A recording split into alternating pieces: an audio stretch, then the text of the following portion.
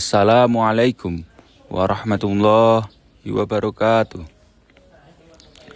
Sahabat muda yang dirahmati Allah, khususnya generasi Z yang senantiasa berusaha menjaga kehormatan diri.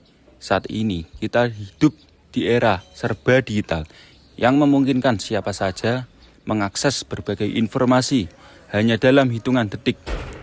Konten dewasa, tayangan yang menganggap seks bebas sebagai sesuatu yang wajar, hingga hubungan tanpa komitmen begitu mudah ditemukan di sisi lain. Pembahasan mengenai seksualitas seringkali dianggap tabu. Banyak orang tua merasa canggung membicarakannya, sementara sebagian pendidik juga menghindari tema ini. Akibatnya, banyak anak muda mencari jawaban sendiri dari sumber yang belum tentu sesuai dengan ajaran Islam dan syariat Islam. Oleh karena itu, penting bagi kita memahami bagaimana Islam memberikan panduan yang benar mengenai seksualitas pernikahan dan hubungan yang sehat. Pendidikan seksualitas dalam perspektif Islam. Islam tidak pernah menganggap pembahasan seksualitas sebagai sesuatu yang terlarang.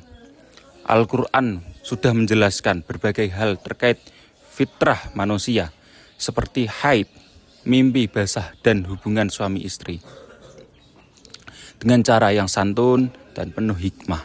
Salah satu prinsip utama yang diajarkan Islam adalah iffah, yaitu menjaga kehormatan dan kesucian diri.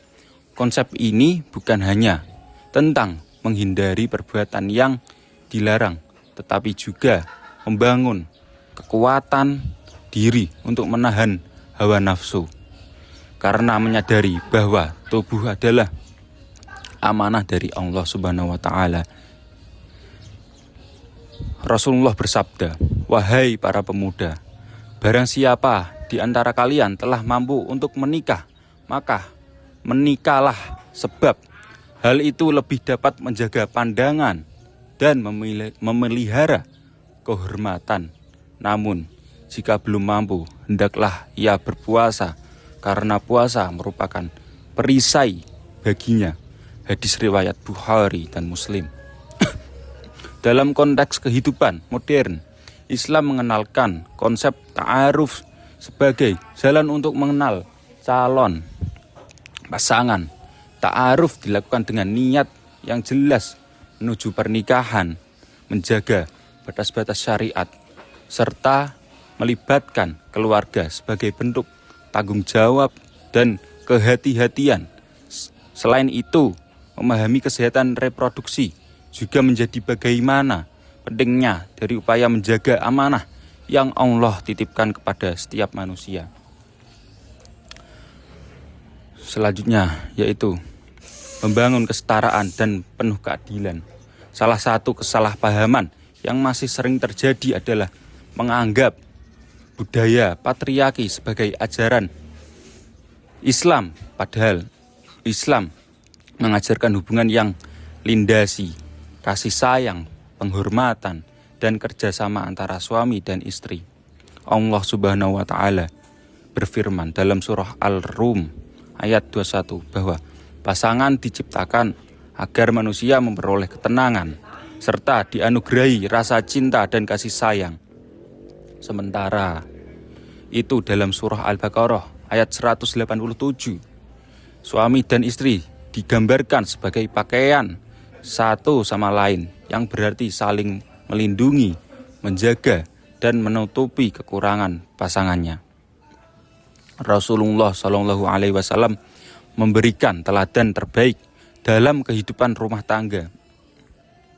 Beliau membantu pekerjaan rumah, memperbaikinya, pakaian sendiri, dan memperlakukan istrinya dengan kelembutan serta penghormatan. Oleh karena itu, Islam pernikahan bukanlah hubungan yang didasarkan pada kekuasaan atau dominasi, melainkan kemitraan yang saling melengkapi. Suami berperan sebagai pemimpin, yang bertanggung jawab melindungi dan melayani keluarga. Sedangkan istri menjadi pendamping yang dihargai dan didengarkan pendapatnya. Menguatkan diri di tengah pengaruh budaya populer di era digital juga sangat penting. Berbagai bentuk budaya populer hadir melalui media sosial, film, platform digital, musik, dan berbagai platform hiburan lainnya. Tidak sedikit konten yang mempromosikan perselingkuhan, seks bebas, atau gaya hidup yang bertentangan dengan nilai-nilai Islam. Sebagai Muslim, kita perlu memiliki ketahanan diri atau resiliensi, bukan berarti menjauhi seluruh bentuk hiburan, melainkan memiliki kemampuan untuk menyaring dan memilih apa yang bermanfaat bagi iman serta kehidupan kita.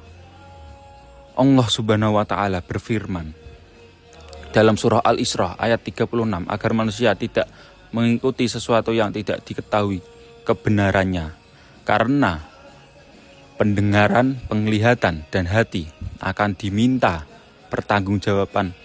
Oleh sebab itu, penting bagi kita untuk selalu bertanya kepada diri sendiri, apakah konten yang kita konsumsi membawa manfaat, yang kita lihat konten itu membawa manfaat pada kita atau enggak. Pilihlah tontonan, bacaan, dan hiburan yang selaras dengan ajaran Islam, serta dukungan kreator Muslim yang menghadirkan konten positif dan bernilai. Sahabatku, cinta merupakan fitrah yang Allah tanamkan dalam diri setiap manusia.